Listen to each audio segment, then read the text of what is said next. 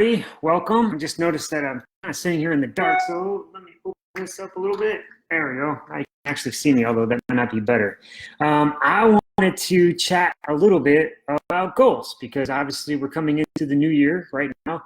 I know that a lot of times people are setting new resolutions for themselves, and I know that I've done that a lot too. And I thought that would be a valuable thing to really talk about some of the stuff that I was thinking about in terms of goals and how I talk to my athletes about goals and things that you can do to maybe set yourself up for success for next season.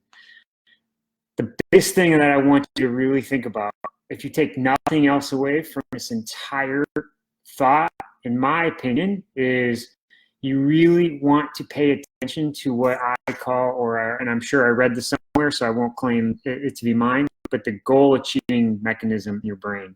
And that is so important to think about when you come up with your goals, because it's extremely powerful to the point that if you make your goal too easy, or you make your goal too hard, or if you make it so that it's unattainable in that it's not in your control to attain it, you can really throw off your ability to perform. And so a great example of that is, let's say my goal, like Scott and I used to race all the time. Great friend, we push each other, we would train together, we rib on each other all the time. And every single time we would go to Kona, obviously I had multiple goals, but one of my goals was to beat Scott. I'm sure that his goal was to in turn beat me, which is fine, right? There were several times, unfortunately, that Scott would get a flat tire early in the race. So what I'm talking about in terms of your goal achieving mechanism is, if I had passed Scott while he had a flat tire early in the race, my goal is essentially over, right? So my point is, then I have nothing to continue to drive myself with mentally if that's the case. So when you're thinking about your goal, you want to make sure that you have multiple things going on that you can continue to kind of process no matter what happens in the race. Another great example is Haines City, right? They changed the Ironman Florida this year to Haines City, and it really threw a lot of people off because I'm certain that a lot of people had goals, whether it be time goals or whether it be around a flat course or whatever it was. And we all saw evidence of people having complete meltdowns about the change in venue because their goals were, Jimmy's telling me my audio is broken up. So hopefully this is, hopefully it's coming across okay. So if not, Jimmy, I appreciate that. And let me know, and I'll have to redo this from another location. But if you remember, when people were having this complete meltdown around Haines City changing, it's because they didn't have the right goal mechanism set in their head, right? So they thought, what I think your goal should always be focused around is process-oriented type stuff, right? And the process can be in place no matter what's going on in the race or no matter who you pass. And it doesn't matter really what the conditions are. You can obviously have time goals. We all have them. I've coached so many athletes that, like, I just want to do my first Ironman. I really don't care what my goals are or what the times are, except for I've written down exactly what I'd like to do, and I want to be with friends. We all have those goals, right? And that's okay. But all I'm suggesting is make the goal something that you can control, make them process-oriented. So, for example, I would like to have a good swim, right? So how am I going to have a good swim? I have a good time in mind, right? So for me, I used to like to try to break 54 minutes. So how do I break 54 minutes? I need to make sure that I'm going out at a rate that I know that I can control. How do I know I can control that rate? For me, I talked about it last week. I would make sure I could wiggle my fingers early in the race, right? I would make sure that I was not getting anaerobic. I would make sure that I would actually not look for fast feet at the beginning of the race, because that would potentially throw me off my own rhythm, and I would then sacrifice swimming. A lot of times our goals aren't necessarily for making us go fast at the beginning, but making sure that we don't slow down later, right? So that's a great example of when people will look for those, looking for fast feet in a swim. It's a bad plan for putting a new goal, in my opinion, right? Unless you know specifically who it is you're swimming with and who it is you're trying to grab onto. So make the process oriented. So I, for example, will a lot of times my athletes concentrate on things that they're not necessarily emotionally attached to. We have worked a lot on and talked about on here cadence on the run, right? So if we can focus on cadence, what I found is a lot of times athletes are not emotionally attached to cadence, and cadence can be the same whether it's uphill, downhill, within a general scope, flat course, into the wind at your back. The heat will actually change your cadence a little bit, but not much. All those things are things that are process oriented, right? So I know that I want to work on my cadence. I want to listen to, another thing I'll work with athletes on is breathing patterns, right? So we want to establish good breathing patterns. We want to know what your cadence is going to be. And then we want to figure out what your power is going to be if you're running with power meter. And then you also want to think about what your heart rate could be. You could be monitoring all those things in succession so that you are not limited to just one thing, right? So if your heart rate monitor stops working or it's super windy, I can tell you in Chicago, there were days we would run into the wind and it would throw off our pace per mile 30 to 40 seconds running harder, but it would just be so windy. So it wouldn't mean that I was doing a bad job. It would just mean that my goal that I had for myself, if it was singular, would be unattainable, and therefore I would risk mentally shutting down and not continuing to perform. Because your mental engagement, it's so critical to you succeeding. The other thing that I would say too is come up with your goals. This is exactly, again, what I do with my athletes. We come up with goals. We have ways of measuring what we have to do in order to attain those goals. And then if we know that our goal is, focus on whatever that result is, then it's literally just reverse engineering. What do we think that we need to be doing, a week out, a month out, a year out, 6 months, whatever it is, what is it that we need to be doing in order to tell us that we are on track to meeting that goal? So we'll come up with test sets or little micro sets in our training so that we can make sure and also keep the athlete engaged and excited about training, because that's training too. It's easy to work hard if you understand why you're working hard. Sometimes we just go out and work hard and we don't really understand why, and that's really hard to be motivated, and it's really hard to continue to push ourselves and understand why we're doing that.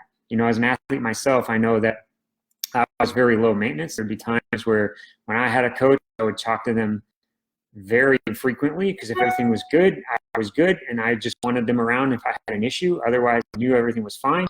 But there were sometimes I just wanted to be like, hey, why are we doing this again? What's the point, right? So make sure that you're checking in and you're asking that, and you understand why, because it'll help you. If you're new to the sport, I would say, well, I can remember back when I used to be 2 hours and 45 minutes for my Olympic distance, or I could swim the whole swim without having a breaststroke. And I used to just literally think to myself after every practice or every race or whatever time period you want to do, what are the next 1 or 2 things that I can do in order to, get faster? Breaking this all the way down to my daughter, tried swim team. And she was a decent swimmer for somebody who had never really swam. And she was a little overwhelmed by the gap in her times versus where she felt she needed to be in order to be, competitive with her peers. And it can be really overwhelming and can be discouraging, except for we would have talks about, okay, listen, what are the next things that you can do to get your next second, right? Like, forget about that chasm that you're doing right now. Can you anticipate the gun going off at the starts, right? Can you think about hitting your flip turn and executing that so that your legs are a little more tense as they're going through the flip so that they're ready to push off and you're not loading the muscles off the, as they touch the walls. Things that aren't even necessarily fitness related, right? Can you monitor how your shoulders and your biceps and your triceps are feeling while you're going hard? And can you find ways to relax more and more muscle parts and still maintain the same speed, because that's going to allow you to swim a high velocity longer in practice, right? So can you practice relaxing your hands? Okay, great. Now can you practice if you relax your shoulders a little bit?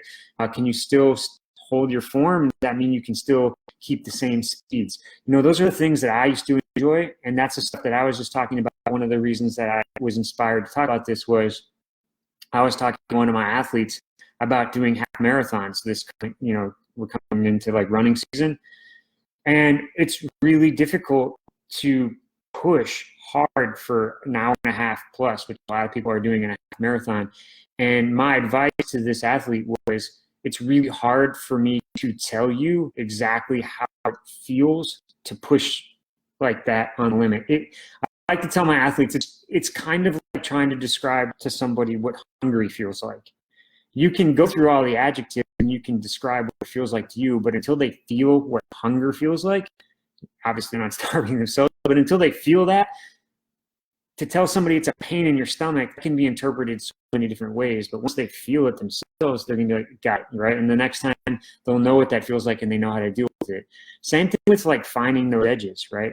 So going back to processing or process-oriented goals and having goals that you can really control, talk to yourself about like, how can I find ways? I was just on a run the other day where it's just like, I've been trying to build up to about 10 miles where I'm going at a pretty good clip. Because again, I'm just back from my Achilles surgery. Like I said, this year for me, it's about putting some quality back into my runs, some quality backs into my bikes and swims, and seeing where that leads me.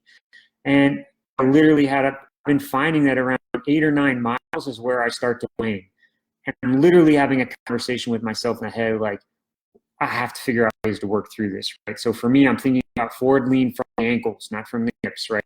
Keeping my feet going. What I find is that if I'm just trying to reach for pace, I end up trying to open my stride up too much, which means what that's going to mean is I'm going to start muscling my stride too much.